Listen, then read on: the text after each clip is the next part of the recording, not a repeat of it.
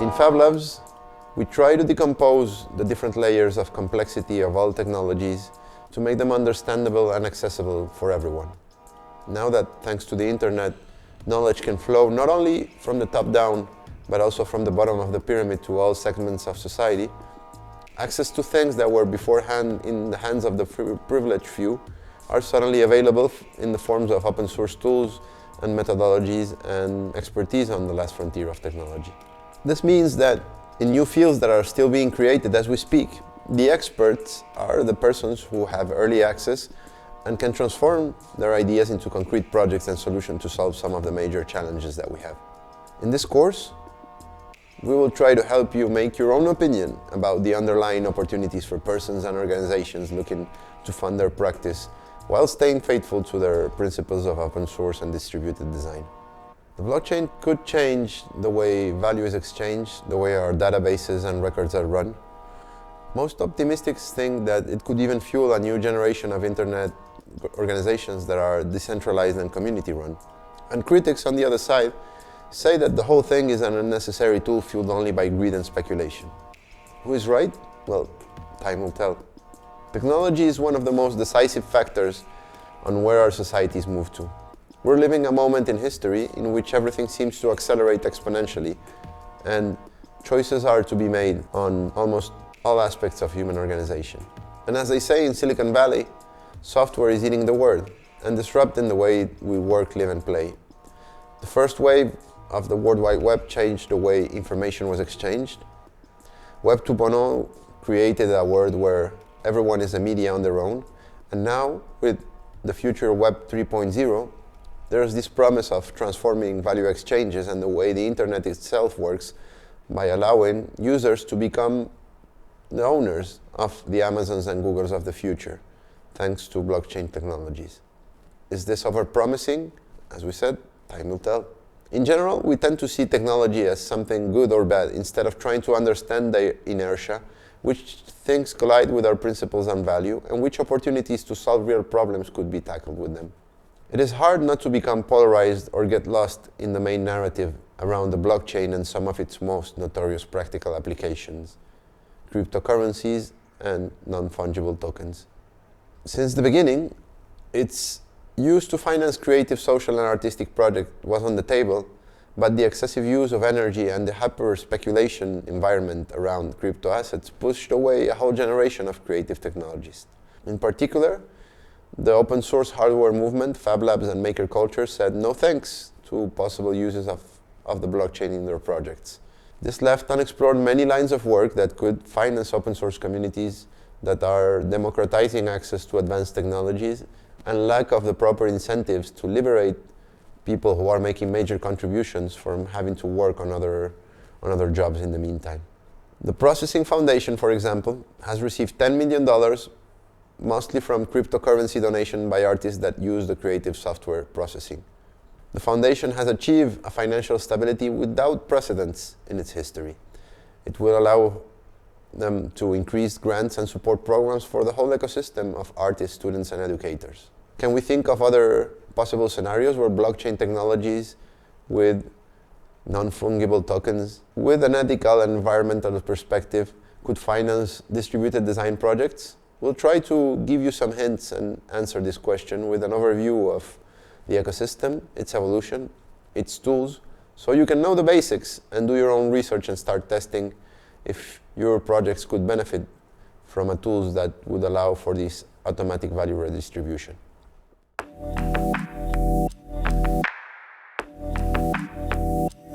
Let's start with a bit of history. We usually forget that with the Industrial Revolution, not only came machines, but also came the rise of databases. And when you own something, there's a database that says that you are entitled to this thing. When it's a house, it's the National Real Estate Registry of the country where your property is.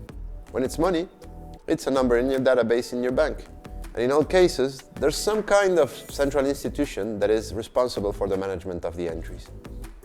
And paper databases were the tool used to keep track of assets and transactions until the 20th century brought us computers and made possible for digital storage and for data to be automated somehow.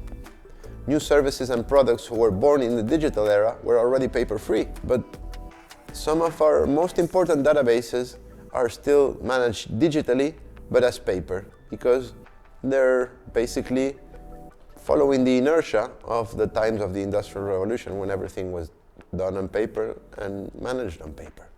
The blockchain technology is an open source approach, peer-to-peer, that is aiming at creating a single database that allows to transform all the procedures that involve different databases, organizations, and persons into what you could call a single collective database computer that could automatize a whole set of different bureaucratic operations.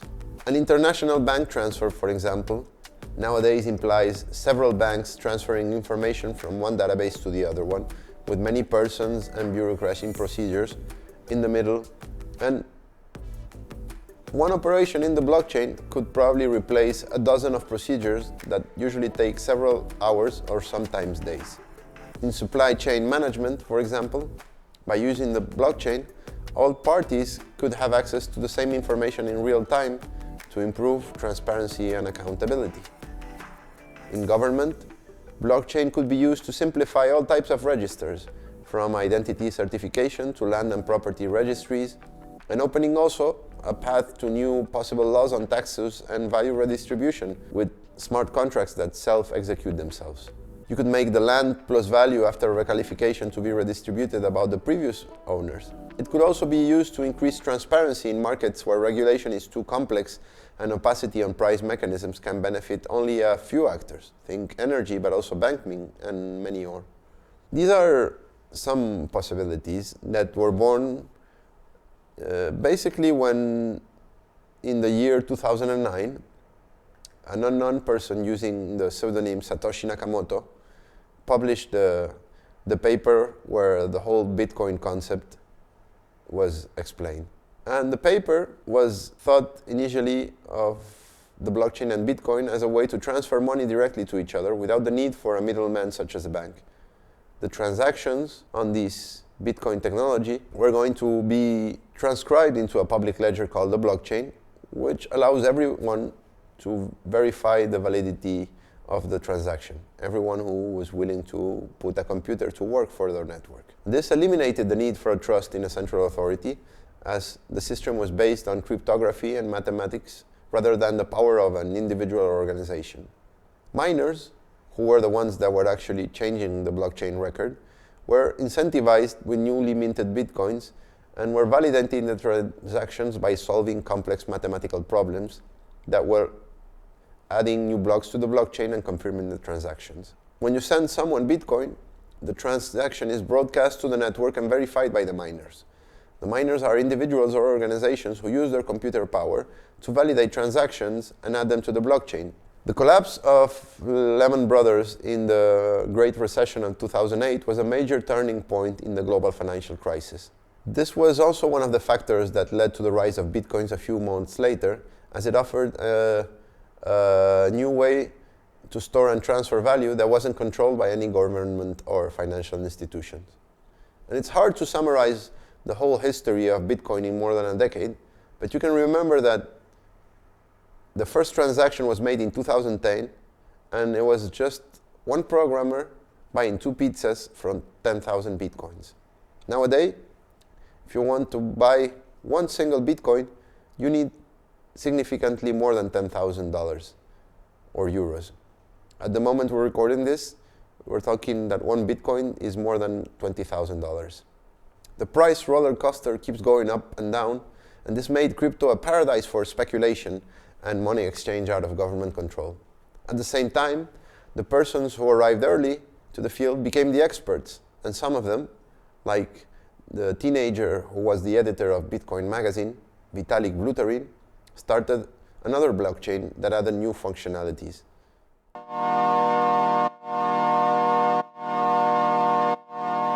Ethereum is a decentralized platform to building DApps, or decentralized applications and smart contracts. It was created in 2015 by Vitalik Buterin, and since then it has become one of the most widely used blockchain networks. Ethereum works by allowing developers to create the apps and smart contracts that run on the Ethereum network. These applications are self-executing, meaning they run exactly as any type of code without any possibility of censorship, downtime, or interference from a third party. Like Bitcoin, Ethereum has its own digital currency called the Ether, which is used to pay for the transaction and computational services on the network. The key difference between Ethereum and Bitcoin is that Bitcoin is primarily used as a digital currency, while Ethereum is designed to be a platform for smart contracts and decentralized applications.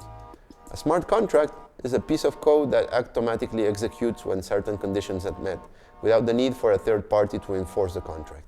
Imagine in a company you agreed with your employer on a 10% salary raise when the benefits of the company increase 50%.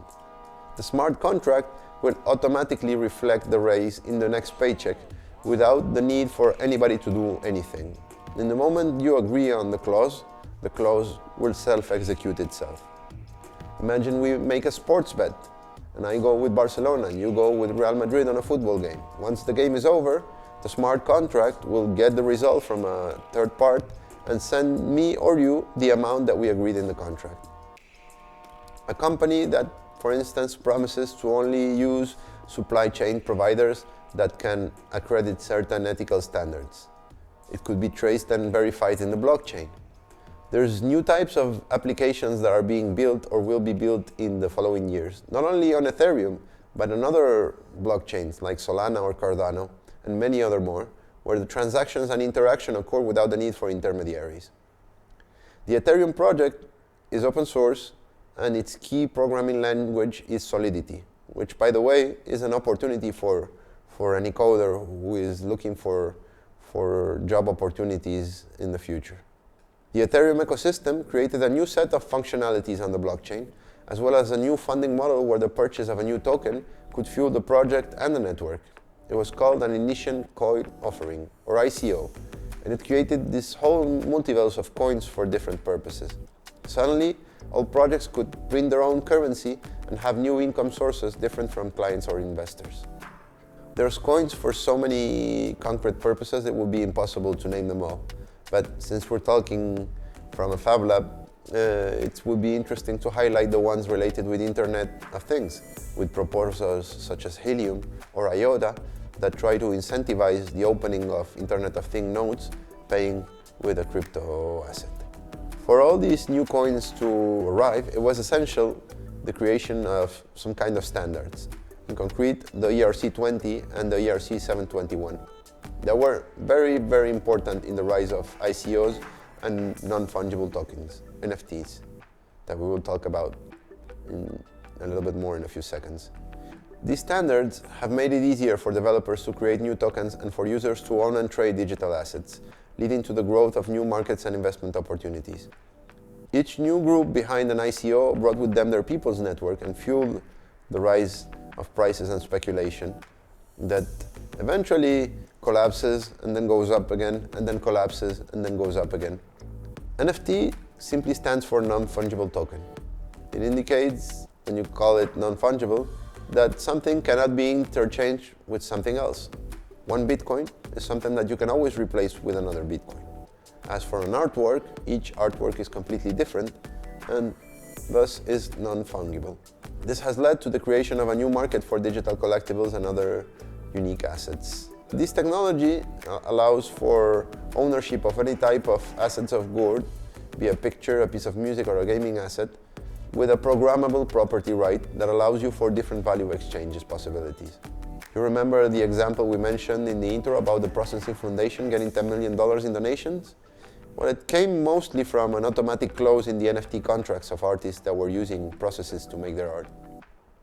And each time a piece was sold, a percentage was allocated to the foundation in recognition for the importance of this open source tool. And at the same time, the smart contract features allowed for the artist to get a percentage of each new sale of their work. In the analog world, when the merchant resold the work of the artist, he did not have any benefits sometimes. But even when the artist included a percentage of any reselling in his clauses with the merchant, he had no verifiable way to track the evolution of the piece in the art market. With blockchain, this transparency problem was solved. So artists were one of the collectives who arrived early after the rise of Ethereum and smart contracts. Especially artists who were making projects with technology. They were all in because NFTs were solving many problems that they had at once. Their physical work, usually, when you were working without that technology, was more cost in maintenance. You need to fix, if it's a robot, you need maintenance and engineering costs. So new media art was always hard to sell in the art markets because of these particularities. And it was always more simple to buy a paint than to buy a robot. And that made it something more difficult to sell in the art world. And then purely digital artworks were difficult to sell because if it's only software, it could be reproduced to the infinite. And it was hard tracking who were owning each different piece. And in the same way, the farmer got peanuts money in comparison with the supermarket margins. The artist would sell works without benefiting from the increase of value in successive sales. So emerging and established artists in the new media art scene, who were always close to the Maker and Fab Labs movement, found in the NFTs a way to finance their practice and a new digital market for their work that was a game changer for sure. But at the same time, the issue around the sustainability of the blockchain procedures created a debate about the ethical implications of participating in the new NFT hype. In February 2021, artist Joanny Lemercier opened the debate by cancelling a crypto art release due to the insane and unnecessary waste of electricity involved. Lemercier, in a blog post, explained how initially he tried to actually use the crypto art market as a tool to cut down plane travel with new forms of distribution that could guarantee secure ownership, traceability, and benefit from a pool of potential buyers with purchasing power, because people who made money with crypto wanted to spend their money on other type of crypto assets, so why not crypto art? So with no travel involved, he said, and the mostly digital distribution, this new model looked like it had the potential to become a sustainable practice for artists. And that was until you understand the magnitude of the environmental impacts of the current blockchain. And I'm quoting Lemercier here, it is a disaster. When the artist realized that 10 seconds of the minting of his art on the Ethereum blockchain consumed more electricity than his whole studio during 2 years, he changed side and urged the artist scene to stand up against something that was becoming a climate change problem instead of a solution. Things go very fast in the crypto world. Since the article was published, many technical solutions to the energy consumption have been gaining traction. A blockchain born in 2016, for instance, Tezos, has become the standard home of the new media art scene with his marketplace object. And they were already using the proof of stake procedure that we will explain later on. And Ethereum has made a major upgrade into its functioning by changing from proof of work to proof of stake. So this means that the energy-hungry calculations that were made to mine Ethereum were replaced by a process of peer-to-peer validation that limits the energy consumption significantly. In comparison, Ethereum Foundation claims that they have reduced more than 99% of its energy use. If the old Ethereum was the Eiffel Tower in a graphic, the new Ethereum 2.0 is a small Lego brick.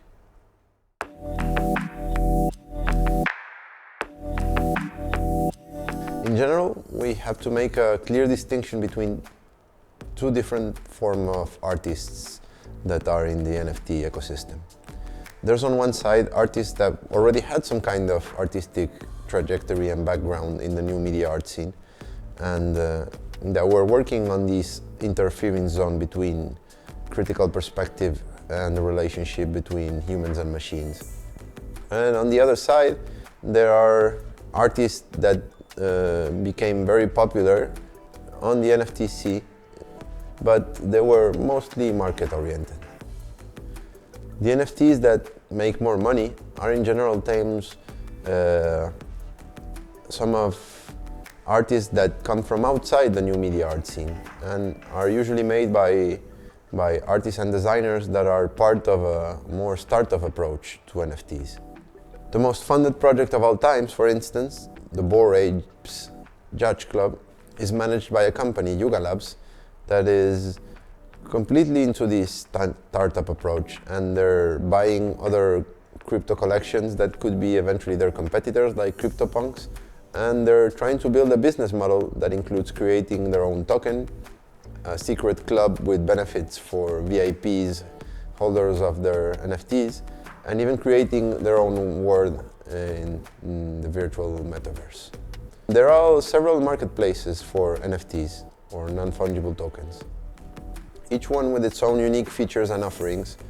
Some of them work on different blockchains, some of them are specific to just one.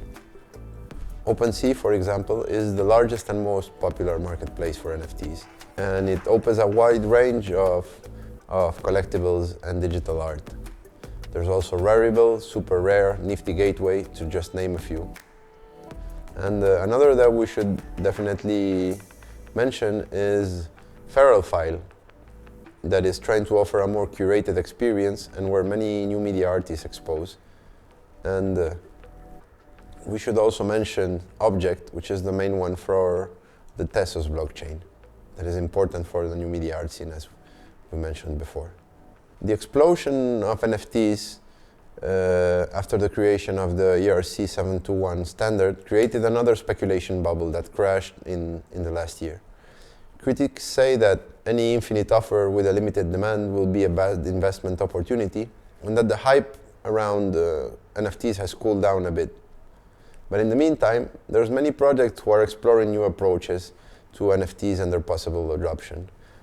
Brands are using them as digital goods and merchandise, but also as VIP access for real-world events. You can also buy digital land in different digital worlds in the so-called metaverse. There's even the promise of using NFTs as a standard for digital goods to be able to be transferred from one virtual world to the other. We are still in the beginning of the whole NFT thing. And the approach is also being tested in other non-fungible goods, such as land, in the CityDAO land project, where they're actually buying physical land in the real world and try to manage it with non-fungible tokens approach. Musicians are also selling NFTs that includes a percentage to their royalties for their new songs. Imagine, going back to the real estate example, that the registers are on the blockchain and that we can track the price increase and redistribute the plus value amount previous owners as an anti-speculation mechanism. Or that artists make their fan partners and the fans actually get to vote with the DAO where the next date or the world tour will be. These are new possibilities that open up that also include this idea of a DAO, which is a decentralized autonomous organization. A DAO is basically a tool that allows for new forms of collective decision-making on all type of project. You could say it's kind of like a governance model that runs on software or a cooperative that runs on software. To interact with NFT marketplaces, you will need to have a crypto wallet, and there's many different options. There's the software wallets or hot wallets that you can access via app or browser extension. The most used one is MetaMask for Ethereum and other blockchains. There's other specific ones for Tesos like Template. You can also have what's called a cold wallet, with a hardware key that increases the security around your assets. The most popular one is Ledger. Whatever you do, security is a major issue with crypto. So please do your own research and make sure you are following the necessary precautions. The crypto world is abundant of theft and scams, and you should be definitely in alert. There are many ways you can lose your digital property. Not only by losing your keys, the secret phrase that is your PIN code, in case you forget your password or lose your physical hardware wallet. There are many ways that the content of the wallet can be stolen. Once you have one, let's start looking for artists and marketplaces that feel that are the place where your project should be. Let's look for things that inspire you and try to understand the basic dynamics. You will soon realize that these emerging art markets are also very easy to manipulate with coordinated action from several accounts during auctions. That there are also fake accounts that pretend to sell something that they do not own. And that even what you see in a social media account can be a scam after the Instagram account of the artist gets hacked to take you to a clone website and scam you. The crypto world is still a wild, wild west in which all information has to be double or even triple checked before you make any type of transaction. Please be cautious. Think also on which one is the right blockchain for you. Ethereum is the most used one for NFTs. This means that it's also the one with more potential buyers. Tezos, on the other hand, has strong ties with the new media art community. But there's several more, such as Solana or Cardano, to name a few. In any case, do not expect to have instant success just by uploading your work there. You will need a community building strategy, and you should pick a blockchain where you ideally already have some connections and people that are familiar with it. Think of it as the same effort you would do for a crowdfunding. Just posting your project will never be enough, and you will have to create a community around it. Once you have a wallet, you can interact with the marketplaces. Read carefully the instructions before connecting your wallet, and it's advisable that you do your first operations with the help of someone experienced to avoid mistakes. Next thing you should do is learn from already existing projects and their strategy. If you make physical projects, an NFT only makes sense if you think of a proper value proposition. Imagine you're selling 3D printed goods. You could, for instance, make an NFT that allows for automatic redistribution of part of the income to the original designer of the object, part of the manufacturer, and part maybe to the person that designed the machines or software piece that were needed to make the object itself. You could also make your product linked to a specific cause, the war in Ukraine, for instance. You could also imagine new ways to fund open source research, where there are already some examples in the open source software community that you can learn from. One project that is worth mentioning is Gitcoin. It's an open source platform that aims to incentivize and reward open source developers for their contributions to the ecosystem. The platform operates on the Ethereum blockchain and allows developers to receive payment for their works in the form of crypto.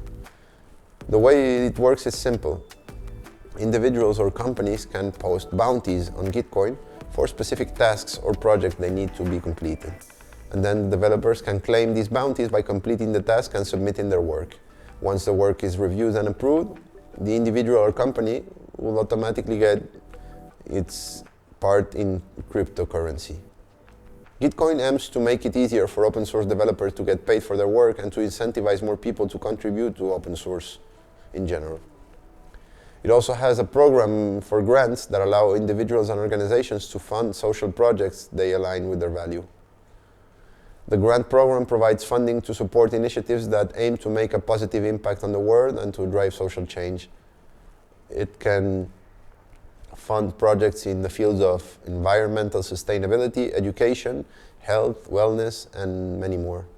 This field is quite new and its evolution is still ongoing. So what's important is that we think of the blockchain as a tool that can be explored to solve one of the main issues of the open source movement, the lack of economic structures that support the main contributors, the main people that are making the heavy lifting by sharing designs, sharing their code, or making tutorials.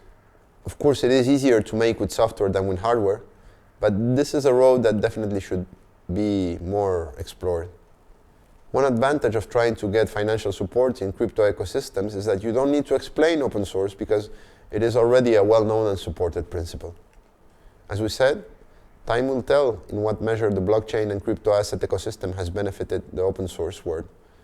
We've tried to summarize many concepts and things so you know where to start your own research. Remember that technology at the end is what we make out of it. And hopefully a new generation of blockchain-based projects will be less centered on speculation and more concentrated in trying to solve real challenges and social needs. Thank you, and bye-bye.